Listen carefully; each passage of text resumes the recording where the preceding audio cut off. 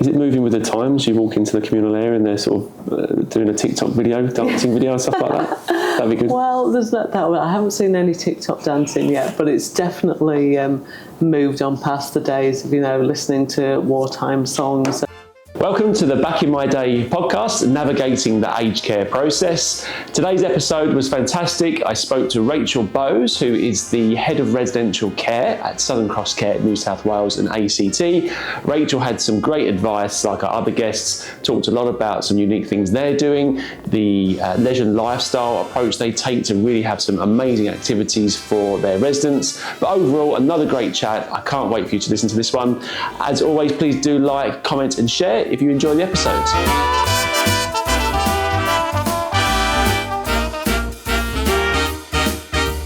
Right, thanks for coming on the podcast, Rachel. Rachel Bowes. Yeah. And you're the head of residential care for Southern Crosscare. That's right. And it's 27 residential facilities. Yes. Yeah, awesome. So, I'm just going to jump into some questions if that's okay. Mm-hmm. So, what led you into aged care and what keeps you passionate about it today? I've come to aged care through a really circular route, actually. When I got this job, which was only 6 months ago, I called my mum and said, I've got this job, I'm going to work in aged care. And she said, I remember when you had your first job in aged care before you went to do your nurse training. And it was like in the kind of mid-90s. And I worked in a residential care home in England and loved it, actually. That was the thing that prompted me to go and do my nurse training. That job, because I loved it so much, and then did my training, ended up going and being a mental health nurse, actually, so not quite what I planned, and spent 25 years doing that, and then have somehow circled back to aged care now, and in some ways it feels like a really nice fit. Like, those two sectors are not that dissimilar to each other, actually. A lot of people who are very vulnerable, who are at a difficult moment in their lives, a time of real transition or change and vulnerability, and there's maybe something about that appeals to me, I think. So I'm really happy to have found myself back here. And, going out and visiting our homes and talking to the people who live there and understanding how impactful the positive aged care experience can be for them, I think. Is really rewarding for me, so I'm happy to be back here again. Yeah, great. Yeah. I love how the calling your mum about a new job thing never changes from a young age to where actually you still call your mum new job. I know. It's funny, isn't it? In my 50s and still calling my mum to say I've got a new job, and her still being as proud about that as she would have been when I got my first nursing job or something. Yeah, that's great. Yeah. Awesome. For someone navigating aged care for the first time, where's the best place to start, do you think? There's a really good government website called My Aged Care, and when I was stepping into this sector and I wanted to understand what it was like for families trying to navigate the system, because it is very complicated and can feel really overwhelming, that was the place that somebody else directed me to, and I kind of jumped on that website to see if it would be as clear and kind of directive as I was hoping for, and it actually really was. It's a really good resource, so I would definitely say to people to go there first. It's very much designed, it's not a provider's website, it's a website for families and for people who are considering aged care, and it's just a really helpful resource around what the funding looks like and how you can determine what it's going to cost you, which is the thing that a lot of people are worried about. But it also talks you through how to find somewhere, how to access them, what you need to do, what the assessment process is. So it's it's a really good starting point. That's where I would go. Okay. Yeah, part of the reason we started doing this is my nan back in the UK, she needs to go into care, and none of us knew where to start. My family had no idea where to go, so it's good there's a website in Australia that gives that information. It's a really complicated thing to navigate at a time when people are feeling quite emotional, and you have to step into what seems like a really complex system at a time when people are just feeling less prepared to do that than another time. So advice we got from another person that came on the podcast was to start, try and think about these things before you have to, almost because you're not in that pressured situation. Yeah, that's really good advice. Yeah, awesome. What are the most important things a family should look for when choosing an aged care home? I think they should go on how they feel when they step in there, and we really encourage people who are thinking about coming into any of our homes or anywhere else to go and visit, like arrange time, go on a visit, because the good homes will welcome you and they'll encourage you to do that. And see how you feel when you step in, like what's the welcome feel like? What's your first impression when you walk in the building? What do you see other people doing? And you'll go away with an impression about somewhere, and I think that's really important, particularly if you have been drawn to somewhere that's nice and new and shiny, and your comparison point is somewhere that's perhaps a bit older and a bit more established. Visit both, because actually the experience might be quite different, and you might come away with a different impression than you thought you might going to get. And at the end of the day, I think what most people want is somewhere that looks and feels warm and inviting and comfortable, and that might not be the place that you expected it to be. So I think you're right. There's so many of those fancy new facilities being built, and they look amazing when you walk in, but it doesn't mean that it's well run or the care's great, or so like anything in life, it's just go in and get that, get to see what vibe you get from it. That's probably going to tell you a lot.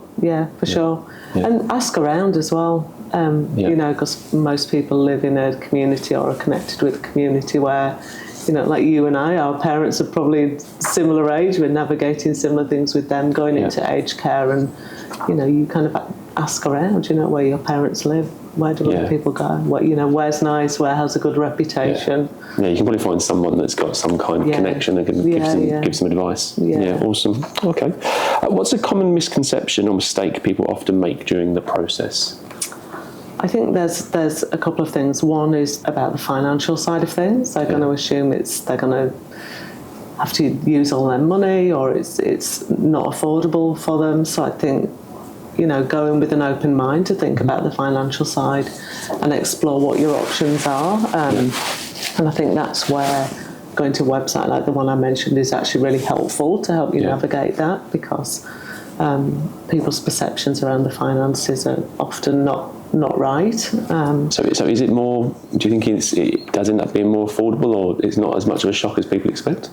I think for some people it can be less of a shock. I think people are less clear about the contributions that can come from elsewhere to support a move into residential aged care. I think there's a lot of people wrongly believe that you've got to have all of that money yourself, otherwise there isn't a pathway in there, and there are many pathways into aged care in different ways that you can pay, and whether or not that care is subsidised. So it's really worth going in to explore that with an open mind. And I think the other thing, that misperception that people have, is that it's always a bad thing, and that it always means that kind of the end of the road for someone, like it's that terrible last step. Like I think there's a real negative perception around what going into aged care means, and a real stigma around it. It's really important to challenge that as well, I think. I guess it's natural, isn't it? Because people obviously want to be in their own home, and I guess they feel a bit forced. They have to leave that and go into a residential facility. So I guess it's understandable why they have that negative approach to it. But it sounds like it doesn't have to be that way. It doesn't have to be that way. And I think what sometimes people feel as independence, living on your own, is there's an assumption that that's always the best thing, and for lots of people it absolutely is, and they don't want to give that up.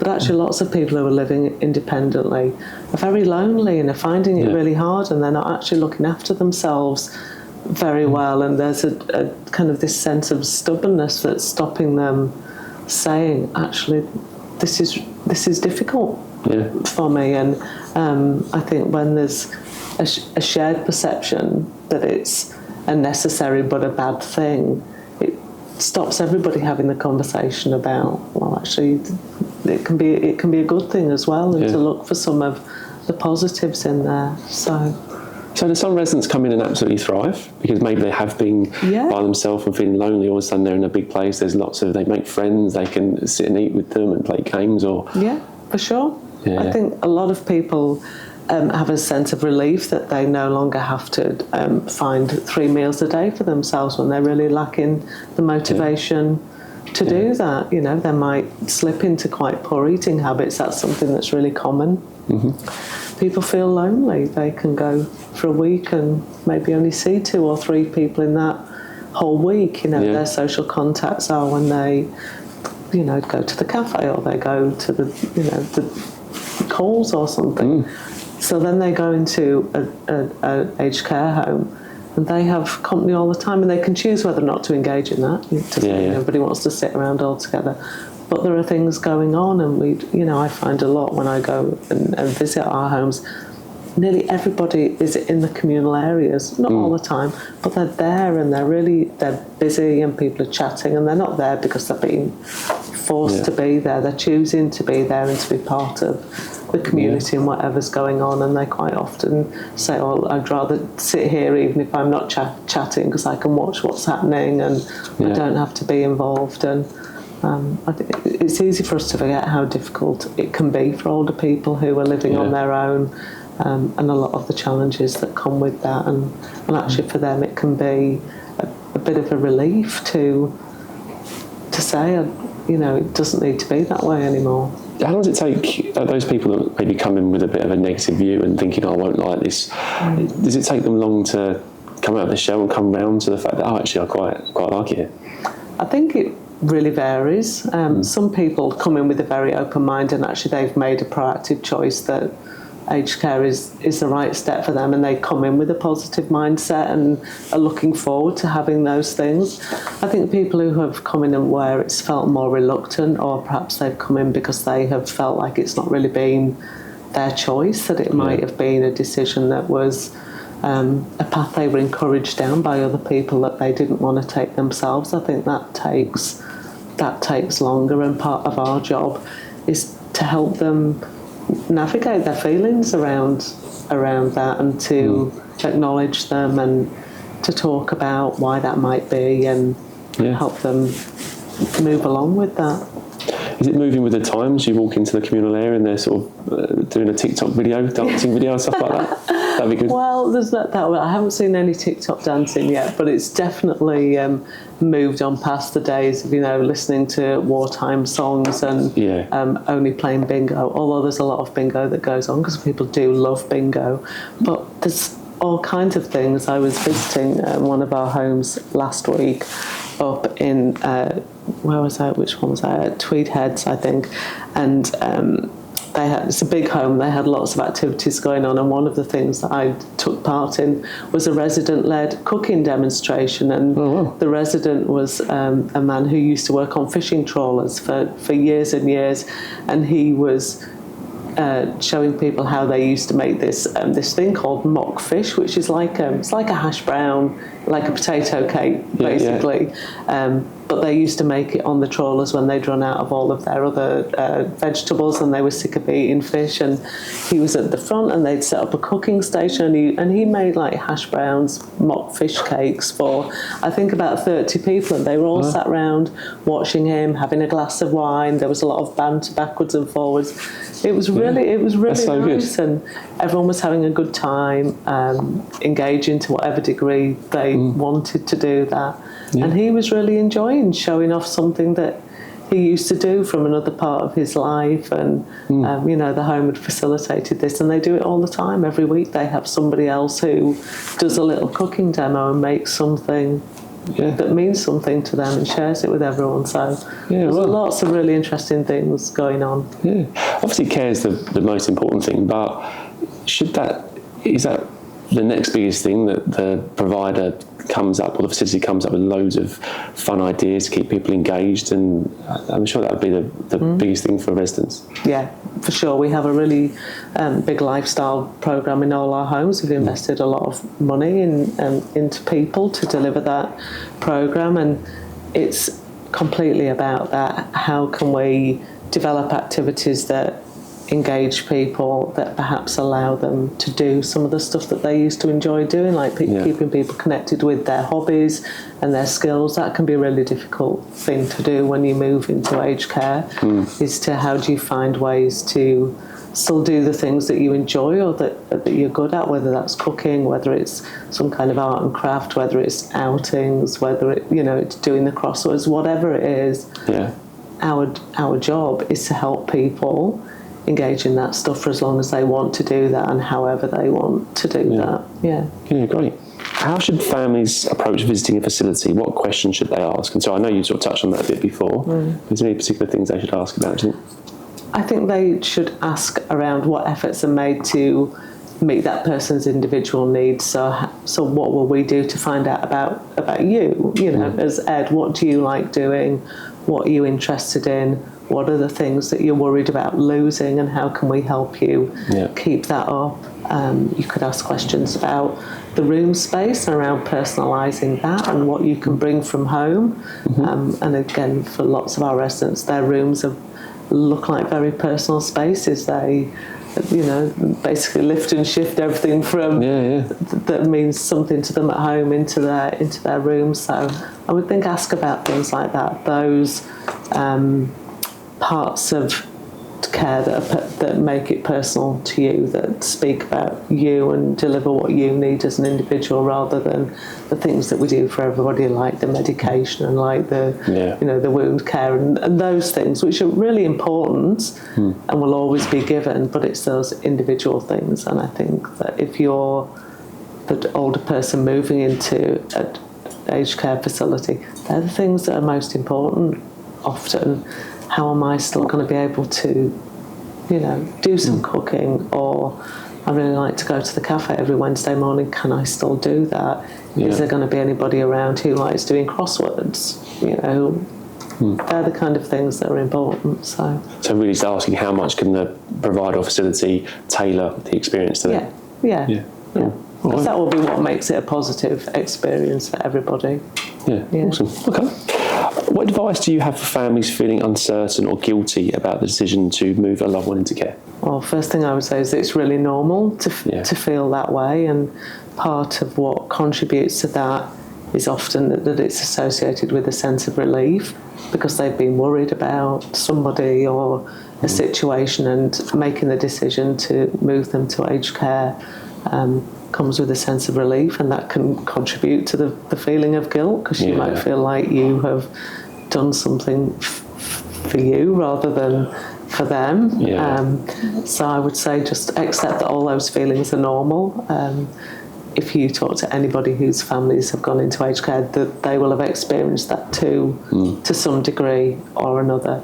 And I would say focus on some of the positives. Like, think about what's being gained or retained by that person moving into the aged care home, rather than what's been lost, because I think that's what people focus on, what's been lost and what does it mean in a negative way. So just try and reshape it for yourself and for them, reframe the way you're thinking about it, and think about what are some of the things that are being gained by the move, what are some of the positives, because that will help all of you feel a bit better as you move through. And I think the other thing I would say is that you do get past that, and you get to a point where someone settles in, and you all feel more comfortable that it's been the right decision. But it can take a bit of time for everybody to get there, and it's really emotional time. It's really stressful, isn't it? Yeah. I remember again with my nan going into care. I remember exactly the same feelings I had with my family.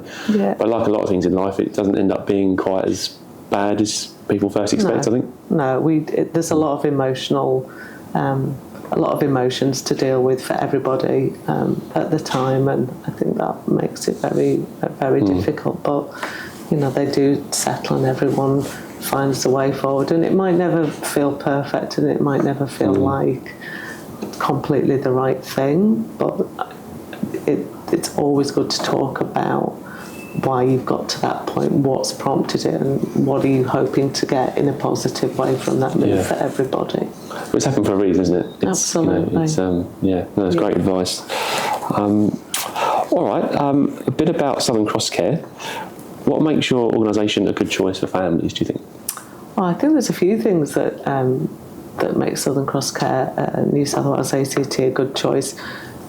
I touched on it earlier about our lifestyle programs, and it is something that we've invested a lot of money in. I think probably more than across the industry average.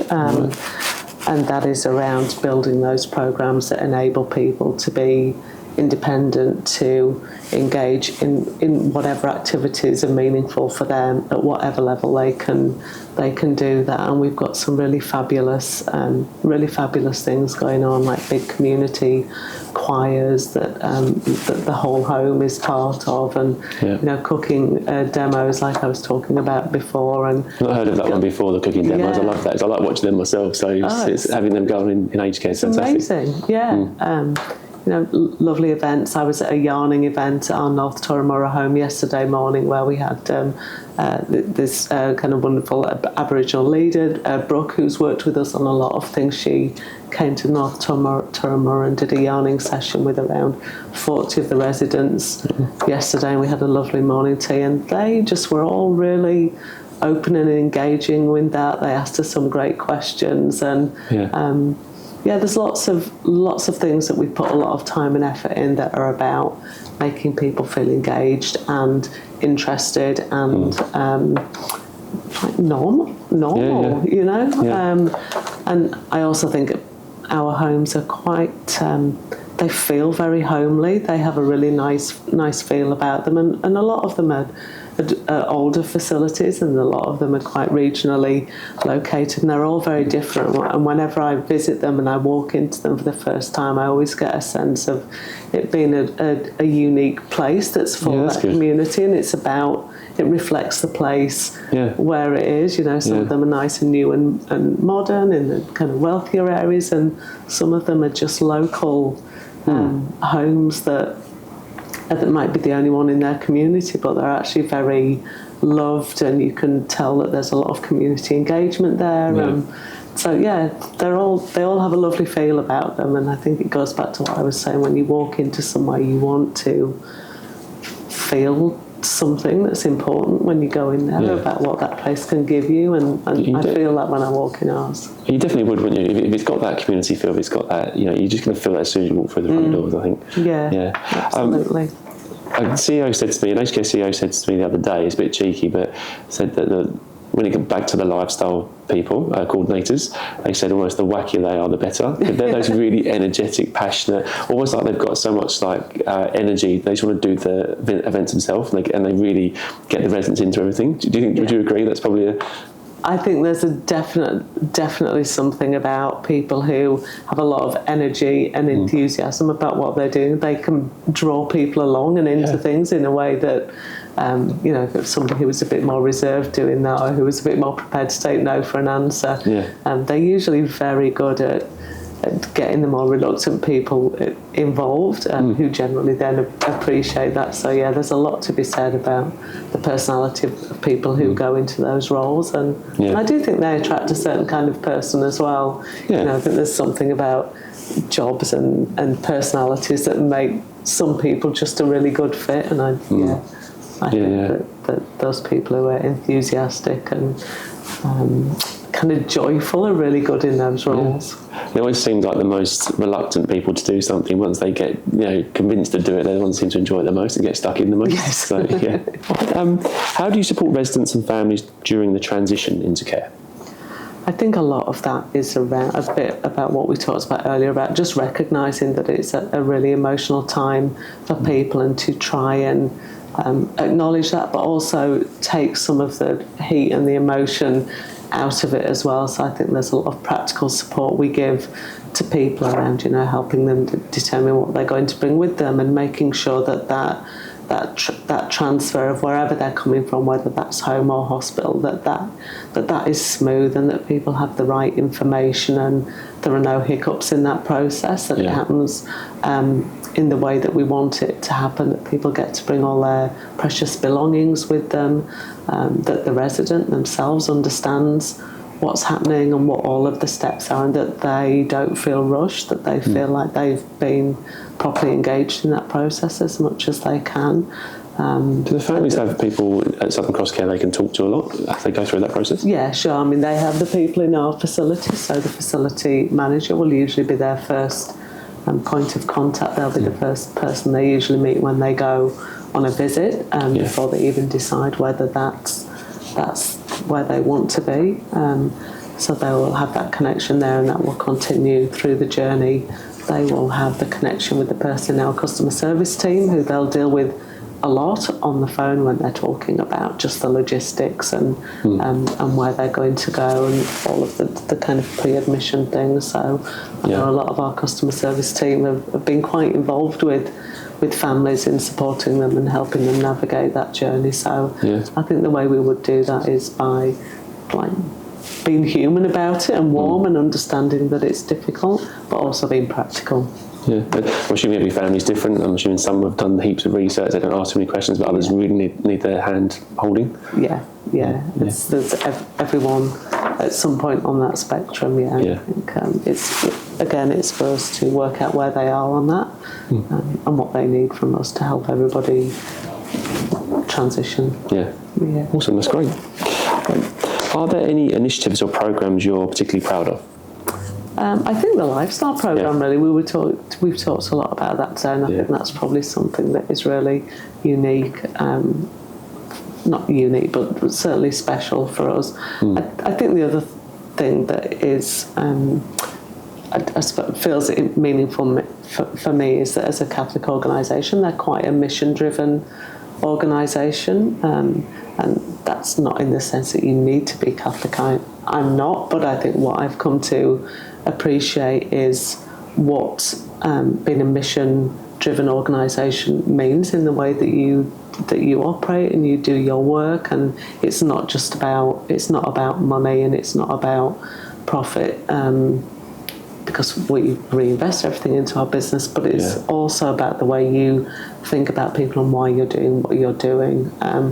Are you part of a community? If that home is a valuable part of the community, we'll do everything we can to make sure that it remains an important part of the community, that the decision making at a strategic and organisational level isn't just financial. There are other values behind it, and I like that. I think that's important, and I think it's reflected in a lot of the way that we go about the way that we do our work at service level. Just a couple of final thoughts, if that's okay. If a family's feeling overwhelmed, what would you say to them? I would say to talk to each other about how they're feeling, because usually it's not only one person in the family who's feeling that way. I think some people take it on themselves to be the person who sorts everything that always seems to happen, doesn't it? There's always that one person that takes on all of the pressure. So I would say, share the load. You won't be the only person who's worrying. Perhaps somebody else is able to help you share some of that. So I would certainly say within the family, talk about what's happening and what the impact it's having on you. Seek some help and advice from aged care organisations and from advocacy organisations. There are a lot of carers support and advocacy services where people can go to for support if they themselves are struggling with what they're going through. But also just go to some of those trusted resources like the My Aged Care website to help you navigate your way through and determine what's next and which step you're at and where you need help with, because I think it is very easy to feel overwhelmed, and sometimes you just need someone to help you sift through all of the noise and the emotion, and to say, okay, where are we? What's next? What do I need to know? Who can help me find that out? So again, it's that mix between emotionally sharing the load and having somebody help you with that, but also just determining the practical steps of what needs to happen and stepping that out and getting the right information in a way that's just manageable to you with where you are at the moment. Yes, there's plenty of resources out there for people to go and seek. That's great. Finally, if people want to learn more about Southern Crosscare, what's the best thing to do? Go to the website? Or? Yes, our website, so Southern Crosscare New South Wales ACT. Our website is sccliving.org.au. Lots of information there about our residential care homes, bit of a deep dive into all of them, some nice pictures in there, also information about home care services and retirement living on there as well. And the number for our customer service team is on there, so if anybody is interested in any of our residential aged care homes or not sure how to even make that first step, then our customer service team will be very good at helping them navigate wherever they need to be. So awesome. Our website is the best place to go. Yeah, awesome. Great. Thanks for that. There's been some great tips and advice there. So thanks so much for coming on today. It's been great to chat. Thank you. It was a pleasure. Brilliant.